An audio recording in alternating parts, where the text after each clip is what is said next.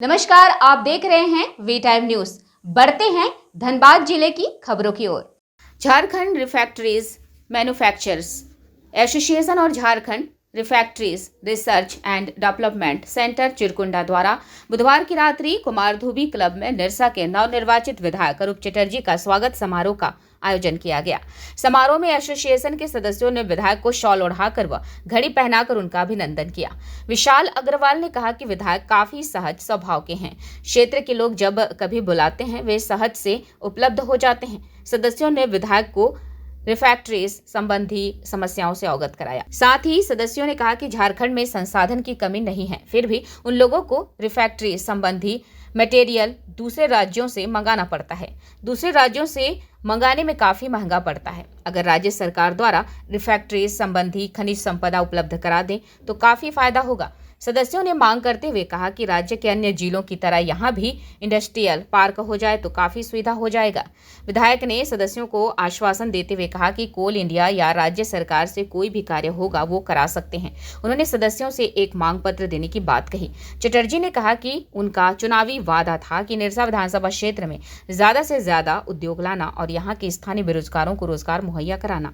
कहा कि वह सबके साथ मिलकर एक परिवार के रूप में इस दिशा में काम करेंगे और यहाँ उद्योगों को लाने का काम करेंगे। देखिए, रिफैक्ट्री निरसा विधानसभा क्षेत्र की रीढ़ है। मतलब अभी तो बहुत कम यूनिट बचे हुए हैं। एक समय थी जब यहाँ से वर्ल्ड ओवर एक्सपोर्ट होते थे और लोग रिफैक्ट्री में नौकरी करने के लिए सरकारी नौकरी छोड़ कर आते थे।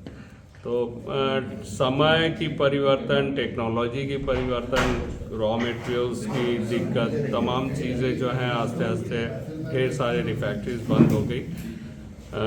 लेकिन जो भी रिफैक्ट्रीज है आज हम समझते हैं उनकी जो भी ज़रूरतें हैं, चाहे मिनरल्स की असुविधा हो, तमाम चीज़ें हो, उस पर हमको लगता है जो हम लोगों को ध्यान देना चाहिए। ये रिफैक्ट्री यूनिट्स है जो आज कम से कम 10,000 लोगों को तो डायरेक्टली एम्प्लॉय यहाँ पर किए, इनडायरेक्टली भी बहुत लोग जुड़े हुए।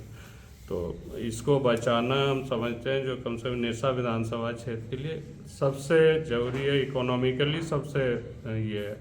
इसको छोड़कर भी जो इंडस्ट्रियल जोन की लोगों की प्रपोज़ल है, ये हमारा भी एक चुनावी वादा था।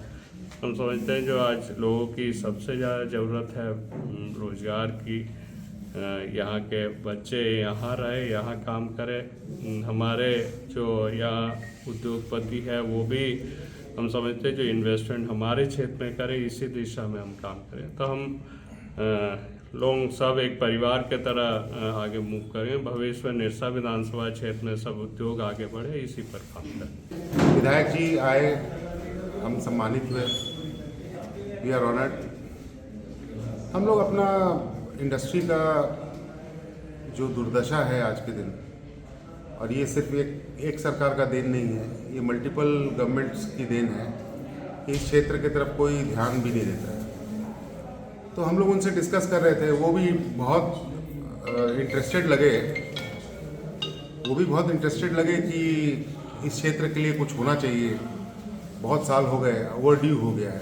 तो हम लोगों ने एक सजेशन दिया आज उनको, बहुत बढ़िया, कि इस क्षेत्र में एक इंडस्ट्रियल एरिया डेवलप किया जाए जिससे कि छोटे बड़े बहुत इंडस्ट्रीज़ को फ़ायदा होगा, क्योंकि यहाँ ज़मीन, बिजली, पानी एक व्यवस्थित तरीके से नहीं मिल पा रहा है, जिसकी वजह से लोग कोई पोल्यूशन का क्लियरेंस के लिए मर रहा है, कोई माइनिंग लाइसेंस के लिए मर रहा है, कोई ये मैंने सरकारी उसमें चक्रव्यूह में घूम रहे हैं सब कोई।